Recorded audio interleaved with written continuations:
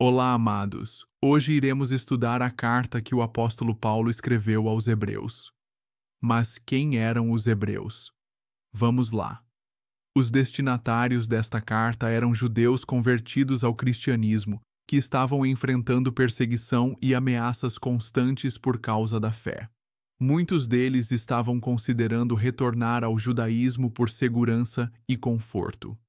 A carta é, portanto, um forte apelo pastoral e teológico para que permanecessem firmes em Cristo, que é superior a tudo o que o Antigo Testamento revelou, superior aos anjos, a Moisés, ao sacerdócio levítico e aos sacrifícios do templo. Agora vamos analisar o contexto histórico e autoria da carta. A carta aos Hebreus é uma das mais profundas e teológicas do Novo Testamento. Ao contrário das outras epístolas paulinas, Hebreus não começa com a típica saudação pessoal, o que gera debates sobre a autoria. Embora tradicionalmente atribuída ao apóstolo Paulo, muitos estudiosos consideram que seu estilo, vocabulário e estrutura se diferem dos seus outros escritos. Outras sugestões de autoria incluem Barnabé, Apolo e até Priscila. Apesar disso, o conteúdo é absolutamente cristocêntrico, com uma sólida teologia sobre a supremacia de Cristo. Data estimada de escrita: entre os anos 60 e 70 depois de Cristo. Provável local: Itália, conforme Hebreus 13:24. Barnabé, o encorajador e parceiro de Paulo. Quem foi?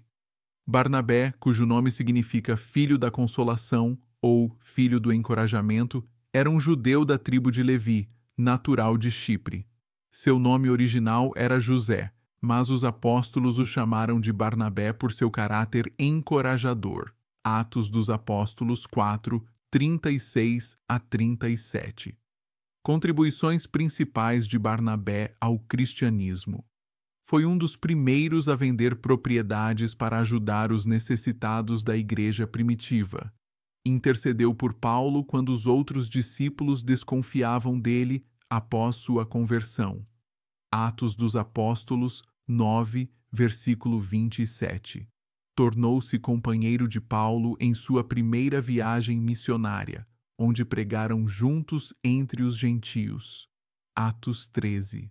Barnabé foi um grande promotor da inclusão dos gentios na igreja, sem a necessidade de obedecer a toda a lei de Moisés. Em um dado momento, separou-se de Paulo por causa de uma divergência sobre João Marcos. Atos 15, versículos 36 a 39. Mesmo assim, continuou a obra missionária. Lições de Barnabé. Um verdadeiro discipulador e pacificador. Alguém que enxergava o potencial nas pessoas, como em Paulo e Marcos, corajoso e generoso, colocando o reino acima de seus bens pessoais. Apolo, o orador eloquente e profundo conhecedor das Escrituras. Quem foi? Apolo era um judeu natural de Alexandria, cidade famosa por sua filosofia e literatura. Ele aparece no livro de Atos como um homem eloquente, fervoroso e conhecedor das Escrituras. Atos 18, 24 a 28. Contribuições principais de Apolo ao cristianismo. Pregava sobre Jesus com entusiasmo, mas inicialmente só conhecia o batismo de João Batista. Foi instruído com mais precisão por Priscila e Áquila, que o ajudaram a entender o evangelho completo de Cristo. Atos 18, 26. Tornou-se um importante pregador em Corinto, a ponto de alguns crentes dizerem: "Eu sou de Apolo." 1 Coríntios 1, 12. Isso causou divisões, mas Paulo deixou claro que tanto ele quanto Apolo eram apenas servos. Apolo foi respeitado por Paulo, que reconheceu sua importância no crescimento da igreja. Lições de Apolo. Mesmo sendo talentoso, demonstrou humildade ao ser instruído. Teve uma pregação poderosa e eficaz, mas não quis ser o centro das atenções. Exemplo de equilíbrio entre conhecimento bíblico e fervor espiritual. Priscila e seu marido Áquila, o casal missionário e mestre das Escrituras. Quem foi? Priscila e Áquila eram um casal judeu que se tornou cristão. Viviam inicialmente em Roma, mas foram expulsos de lá por ordem do imperador Cláudio, Atos 18:2, e depois conheceram Paulo em Corinto, tornando-se seus amigos e colaboradores próximos. Contribuições principais de Priscila ao cristianismo. Trabalharam com Paulo na confecção de tendas e também no ministério. Hospedaram igrejas em sua própria casa, tanto em Éfeso como em Roma. 1 Coríntios 16, 19 e Romanos 16, 3-5. Priscila, junto com Áquila, foi responsável por ensinar Apolo com mais exatidão sobre o caminho de Deus. Atos dos Apóstolos 18, versículo 26, o que é notável para uma mulher no contexto do século I. Foram missionários itinerantes e fiéis companheiros do apóstolo Paulo, que os chamou de meus cooperadores em Cristo Jesus. Romanos 16, 3. Lições de Priscila. Exemplo de parceria conjugal no ministério. Demonstrou grande conhecimento das Escrituras e ousadia ao ensinar. Serviu com hospitalidade e dedicação à expansão do Evangelho. A carta aos Hebreus é uma profunda mensagem de encorajamento e revelação sobre a supremacia de Cristo. Escrita para judeus convertidos ao cristianismo que estavam sendo pressionados a voltar às antigas tradições, ela nos convida a olhar para Jesus como o centro da fé e a razão da nossa esperança. Logo no início, somos impactados com a afirmação de que Deus, que antigamente falou por meio dos profetas, agora fala através do seu Filho. Este Filho é o herdeiro de todas as coisas, por quem também fez o universo, o resplendor da glória divina e a expressão exata do seu ser. Diferente de tudo e de todos, Cristo é superior aos anjos e ocupa um lugar eterno ao lado do Pai. Mas, embora exaltado, ele também se fez carne, tornou-se semelhante a nós, sofreu, foi tentado e assim se tornou um sumo sacerdote misericordioso, capaz de compreender nossas dores e interceder por nós. Ele venceu a morte para libertar aqueles que, por medo dela, viviam escravizados. Somos então convidados a não endurecer o coração como fizeram os israelitas no deserto. Somos chamados a perseverar e entrar no verdadeiro descanso que Deus preparou para seu povo. Um descanso que não é físico apenas, mas espiritual, uma paz que vai além da compreensão. Jesus é apresentado como maior que Moisés, maior que Arão, maior que todo o sistema sacerdotal do Antigo Testamento. Ele é o sumo sacerdote segundo a ordem de Melquisedeque, não por linhagem humana, mas por poder indestrutível e eterno. Seu sacerdócio não tem fim, e seu sacrifício foi feito uma única vez, e foi suficiente. Enquanto os sacerdotes antigos repetiam sacrifícios diariamente e entravam num santuário feito por mãos humanas, Cristo entrou no verdadeiro Santo dos Santos, com seu próprio sangue, obtendo redenção eterna para nós. Seu sacrifício purifica a consciência, algo que nenhum ritual anterior podia alcançar.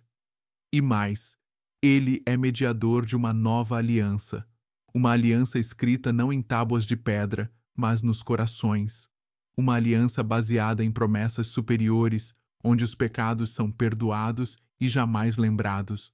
Diante disso, somos convidados a nos aproximar com fé, com corações sinceros, lavados por dentro e por fora. Porém, junto com a graça, vem a responsabilidade. Há advertências sérias para aqueles que abandonam deliberadamente a fé. Mas também há grande encorajamento. Deus é fiel, e sua promessa não falhará. A fé, aliás, é o caminho que nos conduz. A carta nos leva a relembrar homens e mulheres que, mesmo sem verem as promessas se cumprirem em vida, viveram pela fé. Abel, Noé, Abraão, Sara, Moisés e tantos outros.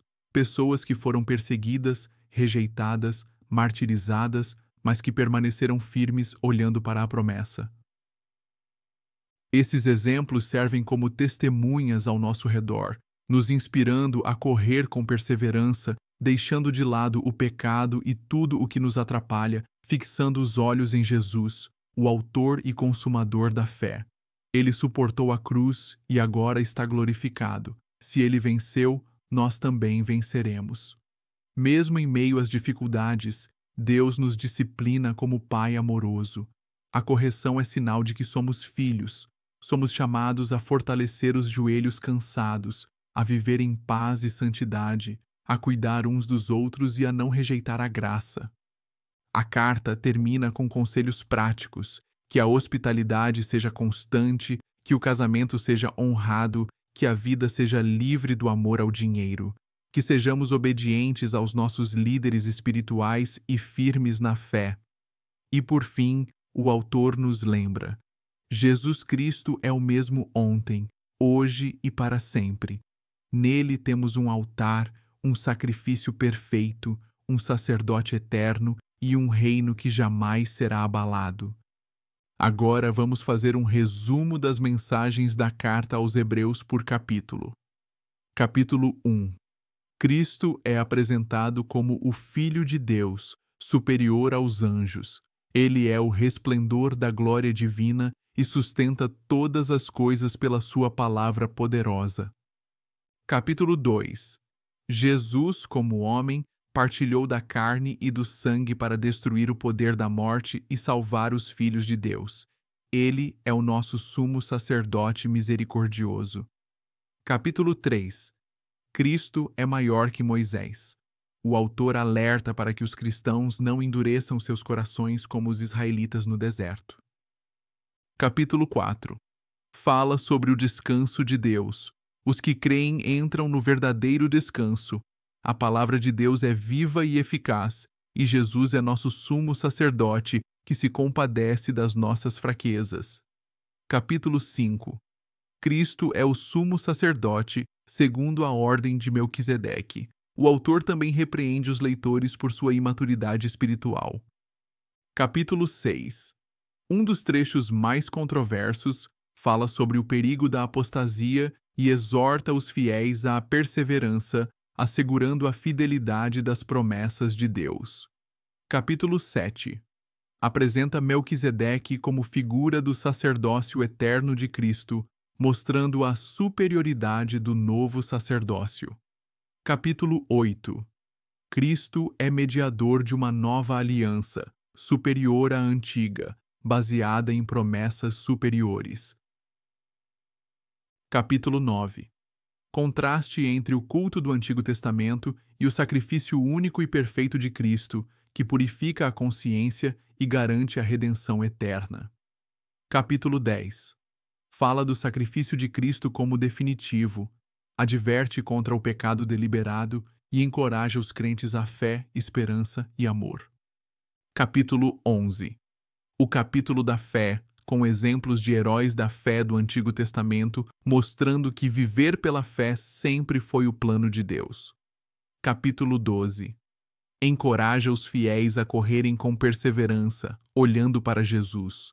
A disciplina do Senhor é sinal de filiação. Contraste entre o Monte Sinai, temor, e o Monte Sião, graça. Capítulo 13. Exortações práticas, hospitalidade, fidelidade no casamento, obediência aos líderes espirituais, confiança no Senhor. A carta termina com uma bênção e saudação. Se essa mensagem falou ao seu coração, compartilhe este vídeo com mais alguém que precisa ser fortalecido na fé. Aqui no canal Bíblia Explicada, trazemos a palavra de Deus com profundidade, simplicidade e reverência. Inscreva-se, ative o sininho e continue com a gente nessa jornada de descobrimento das Escrituras. Até o próximo estudo, que a graça e a paz de Cristo estejam com você.